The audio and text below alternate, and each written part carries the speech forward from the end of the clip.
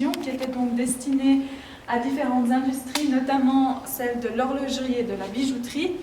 Et vous avez ici deux exemples de ces outils produits, donc bien évidemment une lime, mais aussi ici une échoppe. Donc juste, on va revenir après, mais plus loin dans le parcours. Donc déjà que vous situez un peu ce que sont ces objets. Bien sûr, là, ils ne sont pas à taille réelle, ils sont grandement agrandis. C'était des objets qui étaient utilisés lors des expositions sur des stands, en fait, lors d'expositions industrielles, auxquelles la fabrique Vauthier a participé. La fabrique Vauthier a été fondée en 1829. Elle va être fondée d'abord à Plainpalais, puis elle va être transférée à Carouge en 1848 et elle va fermer définitivement ses portes en 1982. Donc on est autour de 150 ans d'histoire. Pour vous expliquer, donc on en a pour une petite heure de visite. On va commencer par la première salle qui est une salle plus introductive sur le contexte carougeois et l'histoire de la fabrique. Et ensuite, le reste du parcours, on passera dans des salles plus thématiques. Donc je vous laisse rentrer, s'il vous plaît, dans la première salle.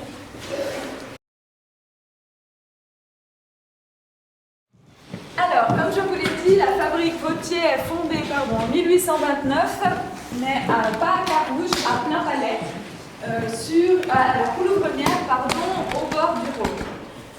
Elle est fondée par Samuel Vauthier, donc, qui est à la base serrurier et qui, en 1829, décide, en s'associant avec un monsieur Antoine Baumel, d'ouvrir une fabrique de livres. Vous avez ici les deux bâtiments qui correspondaient à l'ancienne fabrique.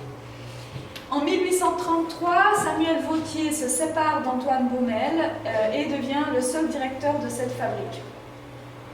Déjà à cette période, l'entreprise Vauthier emploie des ouvriers, alors certes pas des centaines, quelques ouvriers, mais on est déjà dans une fabrique relativement développée.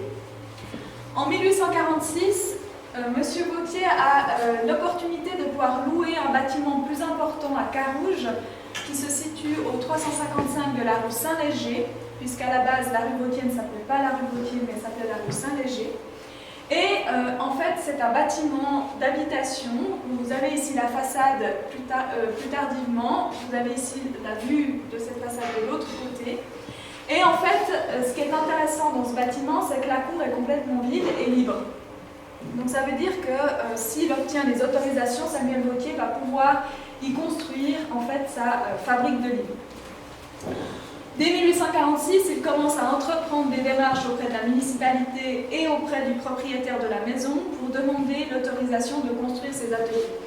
Il obtient ces autorisations et il va faire construire deux ateliers latéraux et un atelier qui ferme la cour, où il va pouvoir placer en fait ses employés et ses locaux pour fabriquer des limes. Donc vous avez sur les deux ateliers latéraux les ateliers de taille de lime et de forgeage des limes, et au fond, vous avez la forge. Il y a aussi également ces bâtiments qui contiennent des meules qui permettent de travailler plus grossièrement à la base sur l'outil. Vous avez ici un atelier central qui est plus tardif, donc à la base, on a la cour au centre qui est vraiment libre. En 1848, Samuel Vauthier déménage définitivement sa fabrique de limes à Carouge. Et à ce moment-là, la fabrique va commencer à pouvoir prendre plus d'ampleur dans sa production et donc dans ses possibilités de vendre sa production. Évidemment, c'est possible grâce à des locaux plus importants, un matériel plus sophistiqué que ce qu'il avait à la Coulouvre-Première. Vous avez ici une photo plus proche d'un atelier latéral. Dans cette vitrine, on représente aussi cette période-là. Donc vous avez ici un exemple, un échantillon des outils produits par la fabrique, avec bien évidemment des limes, mais vous avez aussi des burins, des rifloirs et des pointes à tracer. Comme je vous l'ai dit, on va revenir sur ces thématiques-là par la suite, vu qu'une thématique porte sur l'atelier de la fabrique. Ce qui est intéressant néanmoins, c'est que vous avez ici une plaque de la fabrique. Alors, vous allez voir, la fabrique change de nom à plusieurs reprises. Si vous voyez sur ici la projection, aussi sur ces photos, on a ici Vauthier frère, ici on a Samuel Vauthier fils, on aura aussi James Vauthier SI SA. En fait, la fabrique reste la même, mais elle change de nom au fur et à mesure que les directeurs changent. C'est aussi pour moi le moyen de vous dire que la fabrique Vauthier restera aux mains de la famille Vauthier tout le long de son existence, puisqu'elle est fondée par Samuel Vauthier et qu'elle sera reprise ensuite de père en fils pour la direction de la fabrique. Ce qui est aussi intéressant dans cette vitrine, c'est que vous avez ici deux petits marteaux d'atelier qui sont très intéressants puisqu'ils ont tellement été employés qu'en fait le manche a pris la forme de la main de l'ouvrier. Donc je vous laisserai après regarder. Donc la fabrique, milieu du 19e siècle, se développe et peut se développer avec ces nouveaux ateliers de Carouge. Et à la fin du 19e, c'est la période où elle atteint son apogée, si on veut, puisqu'elle emploie 85 employés, ce qui en fait une industrie carougeoise très importante en termes de volume et de nombre de personnes travaillant à l'intérieur. Et puis, elle commence à exporter sa production à l'international, ce qui lui permet évidemment d'avoir des rentrées d'argent plus importantes. C'est aussi à cette période-là que la fabrique va déposer sa marque. En 1879, une loi fédérale sur les marques de fabrique est votée, et en fait, cette loi va protéger les entreprises qui ont des marques de fabrique. Et c'est le cas de la fabrique Vautier, qui, dès sa fondation à la Couvrenière en 1829, va estampiller ses produits avec la marque Vautier et comme logo, on ne peut pas appeler ça vraiment un logo, c'est un sigle, une petite pipe qui définit en fait qu'on est face à une production Vautier. Ce qui se passe, c'est que la production Vautier, il va y avoir des contrefaçons, et donc, dès l'instauration de la loi, dès 1880, la fabrique fait breveter sa marque, et la marque La Pipe et la marque Vautier va être protégée en Suisse, mais également à l'international, puisque on est dans une période où la fabrique exporte déjà. Vous avez ici des exemples de limes. Vous avez une lime Vautier, donc où on peut voir la petite pipe estampillée, mais vous avez également d'autres exemples de marques portant des logos. Vous avez notamment deux limes Grobet, une avec un pistolet, une autre avec un lièvre. Vous avez une lime Borloo avec un logo des pipes blés, et vous avez une lime Auberg et compagnie avec comme logo une lune. Donc on voit que de manière générale, le logo ne fait pas référence à la production, mais que c'est un moyen juste de différencier les différentes marques. Ce qui est intéressant, c'est que les deux marques Grobet, les deux limes Grobet, qui sont de la même marque, ont deux logos différents. Et pourquoi elles ont deux logos différents? C'est que la lime avec un lièvre est destinée au marché européen et asiatique, et la lime avec un pistolet est destinée au marché américain. Donc on voit déjà qu'il y avait peut-être un intérêt de la part des Américains pour tout ce qui était armes à feu, mais voilà, donc pourquoi il y a un changement. Donc la fabrique Vautier se développe énormément à la fin du 19e siècle, ce qui va permettre au tout début du 20e siècle d'agrandir les locaux. C'est à cette période-là que l'atelier central est construit. Vous avez ici la reproduction sur la maquette de la fabrique. Vous avez également sur cette photographie un visu un peu plus marquant de cet atelier. Et c'est également à cette période que la grande cheminée de 7 mètres qui se trouve derrière cet atelier est construite. Donc on développe encore les possibilités de produire et d'exporter les produits Vautier. À cette période-là, comme je vous l'ai dit, à la base la rue Vautier ne s'appelait pas comme ça, c'était la rue Saint-Léger. Et à cette période-là, les habitants de la rue Saint-Léger carougeoise se plaignent auprès du conseil municipal puisqu'il y a des confusions entre la rue carougeoise Saint-Léger et la rue genevoise Saint-Léger. Et donc la poste se trompe dans la livraison des lettres et des colis. Et suite à la plainte des habitants, le conseil municipal envisage un changement de nom. Et à cette période-là, la fabrique a atteint une renommée internationale. Et en plus, elle déplore la perte d'un des Vautier. Adolphe Vautier vient de décéder. Et donc, James Vautier, qui fait aussi partie du conseil municipal, voilà, il y a plein de choses qui poussent en fait la municipalité à changer le nom de la rue et de choisir pour honorer cette rue le nom de Vautier.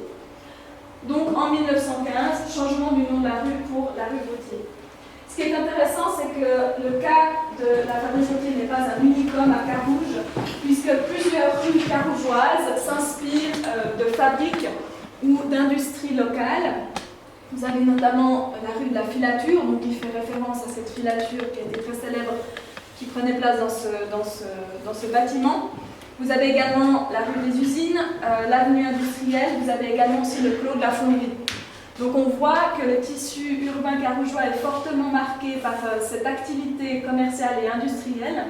Ce qui est intéressant, c'est que Carouge n'a jamais franchement été une grande ville industrielle, c'est plus une ville commerciale, mais on a quand même toujours une activité. Donc dès le XVIIIe siècle, on a des tanneries, on a de l'horlogerie. Au tout début du XIXe siècle, en 1806, on a la création de cette filature, dont vous avez ici une photographie. Vous ne retrouvez pas ce bâtiment malheureusement aujourd'hui à Carouge puisqu'il a été détruit par un incendie. Et puis, en 1816, avec le traité de Turin, on a l'entrée de Genève et de Carouge au sein de la Confédération helvétique.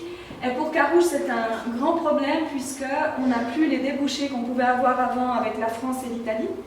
Puisque après l'entrée dans la Confédération helvétique, on a des taxes qu'on doit payer pour exporter. Et du coup, on a un changement dans la pratique commerciale et industrielle à Carouge et on va trouver plutôt des petits ateliers ou des petites industries qui servent à alimenter le réseau genevois. Donc des choses dérivées de l'horlogerie et de la bijouterie, ce qui est le cas notamment de la fabrique Vautier qui se trouve donc ici. Vous voyez, on a encore la rue Saint-Léger, on n'a pas encore la rue Vautier. Pardon. Et puis, ce qui est intéressant, c'est que début du XXe siècle, on voit très bien que les industries s'intègrent complètement dans Carouge, ce qui n'est plus le cas aujourd'hui, puisqu'on va avoir petit à petit un changement et la création de quartiers industriels, c'est le cas des acacias, c'est le cas aussi de la Praille, qui va aussi être influencé par l'apparition de l'électricité. En 1920, on a l'électricité qui commence à être disponible dans les industries, mais aussi dans les maisons des personnes.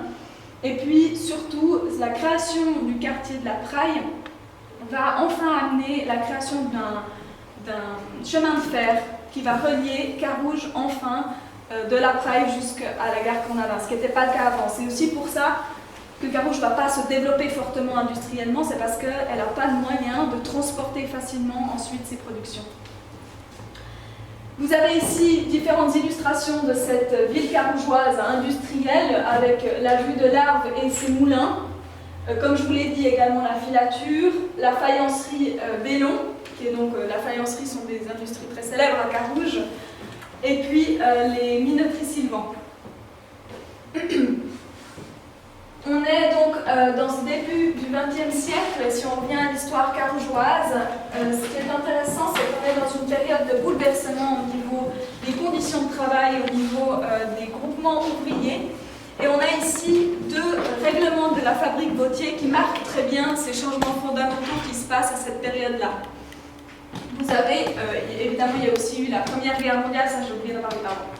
La Première Guerre mondiale pour la fabrique Vautier, c'est le début des problèmes, surtout financiers, puisque évidemment la Première Guerre est une période difficile pour les entreprises qui peinent à tourner, qui peinent à trouver des matières premières. Et on a donc une baisse de la production après cette période extrêmement faste à la fin du 19e, début 20e. On a la période et l'arrivée de la Première Guerre mondiale qui va mettre un stop assez brutal à la production de la fabrique Vautier. Et vous avez en plus ces revendications ouvrières qui vont causer de la difficulté à la fabrique puisque les ouvriers veulent évidemment travailler moins et être payés plus. Donc vous avez ici comme illustration deux règlements, un de 1879 et un de 1920. Et en 1879, les ouvriers travaillent 60 heures par semaine avec le samedi compris dans la semaine, donc on a seulement le dimanche de congé. On n'a évidemment pas de congé payé, ce serait trop beau. Et ensuite, en 1920, on a tout le travail des groupements ouvriers qui a fait ses petits effets, même si ce n'est pas encore énorme. Mais on a une semaine de 49 heures, avec le week-end compris comme étant du jour de congé. Donc on voit qu'on est aussi dans un changement de période auquel les industries doivent forcément s'adapter et ce qui peut entraîner certaines difficultés. Début du XXe siècle, on est aussi dans l'apparition des premières assurances accidents et assurances maladie. Mais avant cela, on avait déjà de la part de la fabrique Vautier une attention particulière à cette manière de protéger les ouvriers en cas de problème de santé. Vous avez ici l'ancêtre de ces assurances maladie, si on peut dire, ce sont les sociétés de secours mutuelles. Et les directeurs de la fabrique Vautier vont en créer une tout d'abord pour la fabrique en elle-même, qui s'appelle donc l'Union des faiseurs de lime, qui ensuite englobera l'ensemble des producteurs de lime de Genève, et qui ensuite, à la fin, englobera l'ensemble des producteurs de lime de la Suisse. Ce qu'il faut savoir, ça me permet aussi de vous dire que la fabrique de lime Vautier est la plus grande fabrique de lime de Genève. Donc c'est aussi logique qu'elle soit moteur de ce genre de prise, enfin d'essayer de grouper en fait les producteurs. Pardon. Donc les directeurs de la fabrique créent cette société de secours mutuel avec bien entendu une volonté d'aider les ouvriers, mais ça reste un premier pas qui n'est pas forcément très aidant puisque on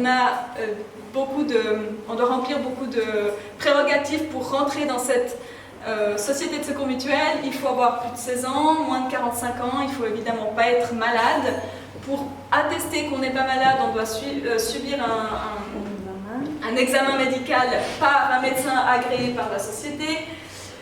Et puis, si on est malade, on doit aussi être ausculté, non, on doit suivre un examen médical également par un médecin de la société, etc., etc. Ce qui fait que c'est assez compliqué et qu'au final, ce qu'ils reçoivent quand ils sont malades n'est pas des sommes énormes puisqu'ils reçoivent 1,50 franc par jour de maladie. Alors, on n'est pas dans les mêmes réalités de vie qu'aujourd'hui, mais ça reste une somme pas très élevée, même si les ouvriers n'étaient, comme je vous l'ai dit, pas non plus extrêmement payés quand ils travaillaient de manière normale. Donc la fabrique Vautier subit les difficultés de la Première Guerre mondiale, arrive l'entre-deux-guerres qui ne va malheureusement pas lui permettre de se relever puisqu'on a la crise des années 30, la crise économique des années 30, et la fabrique Vautier en 1927 est obligée de se mettre en état de faillite. Heureusement, elle va réussir à soulever des fonds et à reprendre un second souffle. La Seconde Guerre mondiale arrive. Étonnamment, c'est une période qui est plutôt active puisqu'on a une demande de tous les pays limitrophes qui, eux, sont en guerre. Et donc, la production augmente. On a même la fabrique Vautier qui fait une démarche auprès d'une autre fabrique de lime de Genève pour l'aider parce qu'elle n'arrive pas assez à produire face à la demande de ses clients. Mais malgré cela, la fin de la Seconde Guerre mondiale arrive et la fabrique Vautier traîne encore ses problèmes économiques. Et à ce moment-là, en fait, on a vraiment un changement dans la production puisque après la Seconde Guerre mondiale, on a tout ce qui est mécanisation, technologie qui s'est extrêmement développée. Et donc, il aurait fallu pour la fabrique changer complètement sa machinerie. Et comme elle avait déjà des problèmes d'argent, c'était impossible. Donc forcément, elle va se faire distancer par la concurrence et elle va essayer tant bien que mal de se maintenir jusqu'au moment où elle n'arrive plus.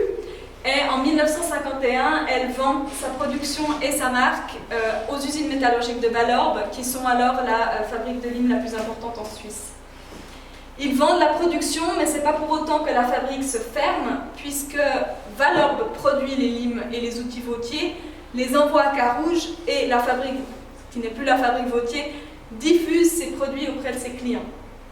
Et cette manière de fonctionner va durer pendant environ 30 ans, jusqu'au décès de M. Fernand Vautier, qui va marquer la fin et la cessation définitive des activités de la fabrique. Ce qui est intéressant, c'est que dans les années 70, donc, la fabrique arrête de produire dans les années 50, mais donc, les ateliers ne sont plus du tout utilisés. Ils ne sont pas détruits, mais ils ne sont plus utilisés. Donc ça devient une friche industrielle. Et dans les années 70, des artistes et des artisans carougeois qui sont intéressés par les locaux investissent les lieux et vont installer leurs ateliers dans les différents ateliers que je vous ai présentés avant. Donc ces deux ateliers latéraux, l'atelier central. La fabrique Vautier a été gouvernée ou dirigée par la série de la famille Vautier, une dynastie carougeoise, comme on les a appelés. Je vous présente donc Samuel Vautier, qui a été, comme je vous l'ai dit, le fondateur et l'initiateur de cette saga familiale, qui était donc serrurier à la base et qui va créer cette fabrique en 1829. Je ne vais pas vous parler de tous les personnages de cette famille, parce que sinon ce serait trop long, ils ont tous une biographie très riche. Ce que je peux vous dire par contre, c'est qu'ils ont tous fait de la politique, ils ont tous été actifs, en tout cas au niveau municipal, donc à Carouge. Certains ont été au Conseil d'État et certains encore au Grand Conseil. Donc voilà, on a vraiment des politiciens. Et ils ont tous eu une activité aussi dans les sociétés carougeoises. Donc on a une famille qui à la base est française, mais qui s'intègre vraiment pleinement à cette vie de Carouge. Je vais juste vous présenter 2-3 cas. Donc vous avez le plus célèbre, si on peut dire, des Vauthier, qui est Moïse Vauthier. Pourquoi c'est le plus célèbre? C'est parce que c'est celui qui va avoir vraiment la carrière politique la plus impressionnante, puisque donc il commence par entrer au conseil municipal, mais qu'il va être élu député au Grand Conseil et ensuite au Conseil d'État. Ce qui est aussi très intéressant, c'est qu'il entre au Conseil d'État à 29 ans, donc il est très jeune quand il commence cette carrière, et il va y rester pendant 31 ans. Donc on a une très longue carrière politique. Ce qui est aussi intéressant, c'est qu'il a une très riche vie au niveau des sociétés carougeoises. Il va fonder les Fruitiers d'Appenzell et les Calotin de Carouge, qui sont des groupes soutenant le Parti radical à Carouge. Et il est aussi l'un des fondateurs du Cercle du Léopard, qui est une société très célèbre à Carouge de notables. Et voilà, donc c'est l'un des instigateurs. Certains de ses fils reprendront aussi la direction de ce cercle. Un autre exemple intéressant de cette famille, ce sont ses fils. Donc vous avez Adolphe et James Vauthier, qui sont donc deux frères, fils de Moïse. Ce qui est intéressant, c'est qu'on a Adolphe Vauthier, qui est l'aîné, qui a une carrière toute tracée dans l'industrie, puisqu'il fait des études pour reprendre la fabrique familiale. On sait qu'il va continuer et reprendre la direction de cette fabrique. Et puis on a son frère James, qui lui a une carrière complètement différente, puisqu'il s'oriente plutôt dans le chant. Il est baryton à l'opéra, il va faire des tournées en France, etc. Donc on a deux profils complètement différents. Néanmoins, Adolphe seconde son père à la direction de la fabrique, et à son décès, James rejoint Adolphe pour diriger la fabrique. Donc il reprend aussi le flambeau, mais tout laisse à penser que c'est Adolphe qui va retransmettre ensuite la fabrique à ses enfants. Malheureusement, Adolphe décède à 56 ans, donc très précocement, et donc James est propulsé à la tête tout seul de la fabrique. Le pauvre, malheureusement, il est projeté à la tête de la fabrique au moment de la Première Guerre mondiale, au moment de l'entre-deux-guerres, donc c'est sous lui que la fabrique va connaître les grandes difficultés. En plus, c'est quelqu'un qui n'est pas franchement du métier à la base, alors est-ce que ça a joué un rôle dans ces problèmes que connaît la fabrique? C'est difficile à dire. Mais quand ses fils le seconderont, notamment Fernand, on va avoir une remontée au niveau économique. Donc, alors que Fernand, justement, est plus spécialisé dans tout ce qui est budget, etc. Donc voilà, on voit des personnalités qui parfois ne sont pas forcément faites pour le monde industriel, mais qui, comme c'est une entreprise familiale, soutiennent en fait ce patrimoine-là. Voilà pour ce qui est de la famille Vauthier. Je vous ai donné quelques éclairages, comme je vous ai dit, je ne vais pas parler de tout le monde et je vous propose de continuer dans la salle 2.